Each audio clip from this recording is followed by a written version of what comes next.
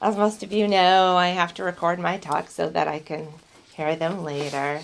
It's very interesting this morning because typically by this point I know who's coming in, and it's usually an angel. Once in a while I'll channel something else, and that's what's going to happen this morning, which kind of makes me a liar on Facebook because I put on, come hear what the angels have to say. So, I'm not sure who this is that's coming through, but he's coming through very strong, and I do feel a very divine energy because I get that sense of emotion when that unconditional love connects with me. So we'll just see what comes through. Good morning to you, Earth beings. I am a divine being, and I will give no further explanation. I would like you to know that I was once a human being. I have reached the point of enlightenment. Through trials and tribulations, through love and growth here on the earth plane, I achieved spiritual enlightenment. There are other areas to achieve enlightenment, but we will not discuss that this morning. This morning I would like to talk about the difference between natural spiritual laws and miracles.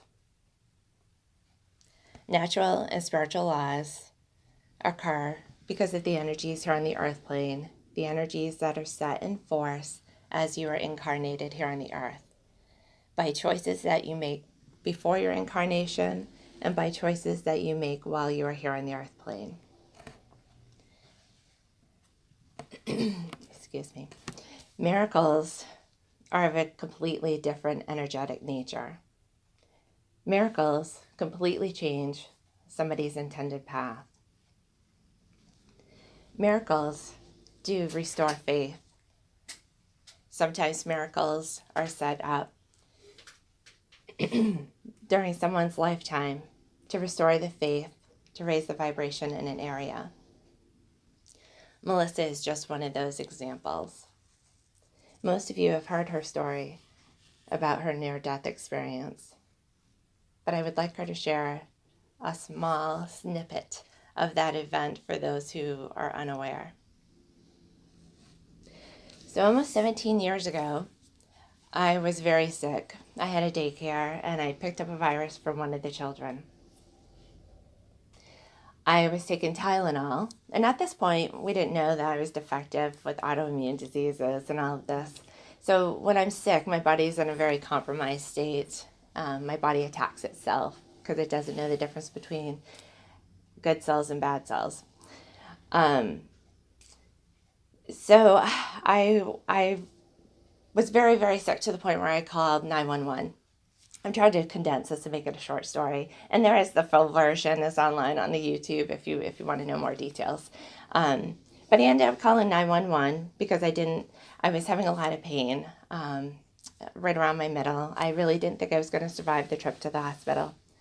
I get to the hospital and they realize that my liver has failed. I'm turning yellow.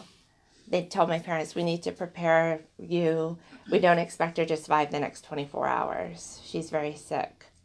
We're going to send her to Boston because if by some miracle there's a liver available, that's where she'll need to be. So as probably all of you know that when you put on a list, it's a long list. So there was really not much hope for me. I got to Boston and they talked about flying in a team from California to do an experimental liver dialysis to try to keep me alive until I could get a liver. So they were talking 10 days of this dialysis, and then hopefully by then they were hoping that a liver would be available. What I didn't know until later was that they had decided I was too far gone and they weren't going to come do that. But they were taking my blood every couple hours during the night to prepare for this dialysis. During the night, I can remember laying there thinking, my twin sister said she would take care of my kids. She promised she would keep them. This is always the emotional part for me. And then when she said that, I was ready to go. I always felt like I was going to die young, and I had been doing this for a few months, close to a year probably, before this event. So I was actually kind of curious, okay, what is this process? What's going to be on the other side? And there was this little excitement. Oh, and I did forget to mention that during the night before, I started to leave my body 3 times, but I had had out-of-body experiences before, so I didn't recognize that as I'm dying.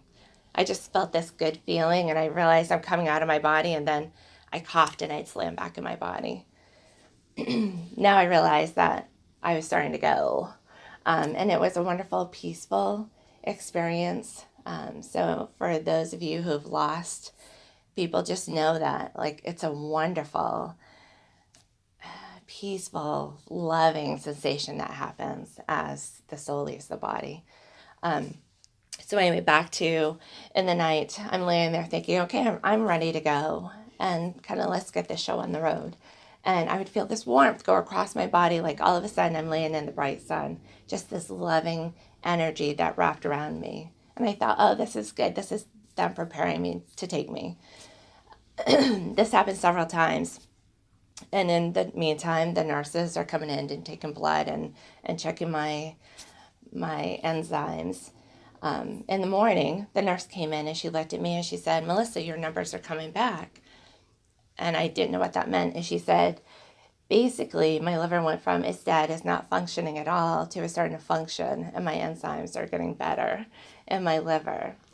4 days later, I was home like it never happened. No dialysis, no transplant. I went back to see the doctor, Dr. Wynn Winslow at Mass General, 4 weeks after for a follow-up.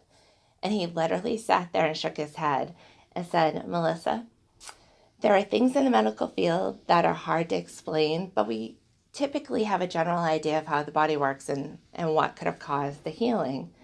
He said, but you're sitting in front of me, the picture of health, when your liver was completely dead 4 weeks ago, and I can't even begin to explain this. So I could, because I truly believe it was Archangel Gabriel and the divine deciding that I had a purpose here. And now I realize through this talk that, okay, so that did affect a lot of people. It affected me on a very personal level.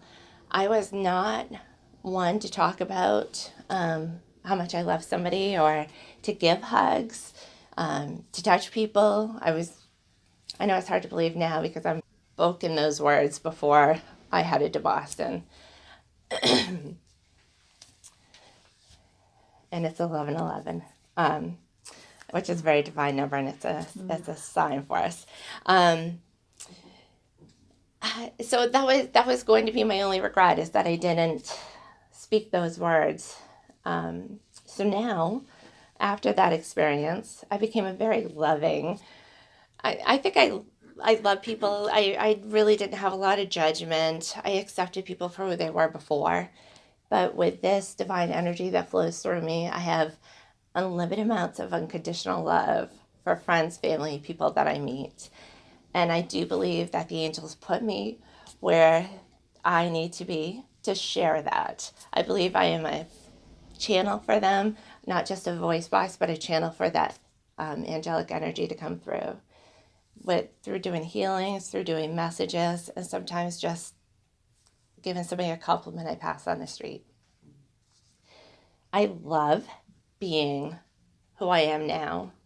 It is such a different person than who I was before. And not that I was a bad person before, but now I truly do believe that the angels work through me, and I have this amazing gift of making people feel good, feel loved, feel cared about. Now we're going to go back to the hymn. Melissa was chosen to receive the miracle because of her gift of being able to hear spirits. Also because of the fact that she was open to speaking with just about anyone. What she failed to mention was that she was very social. even before.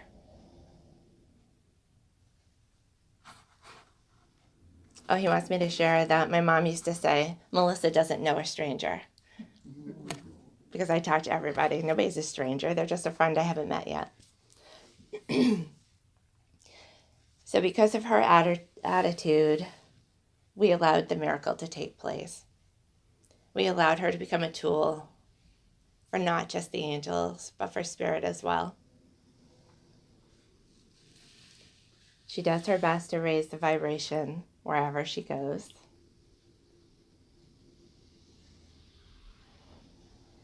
You all have this ability as well.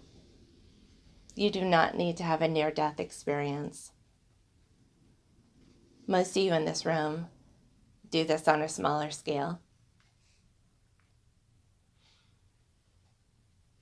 You all could do it on a larger scale by asking for the divine energy to flow through you, by speaking your words. Speaking words from your heart and expressing your emotions and your feelings of love. Most of you will not stand in front of a podium and speak to groups of people, but you all have the ability to do that as well.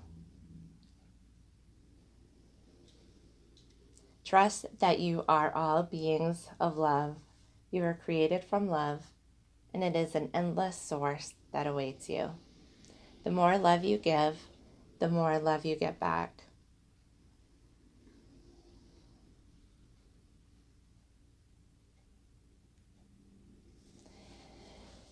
Just know that there is divine energy constantly around you. Open up and let it in.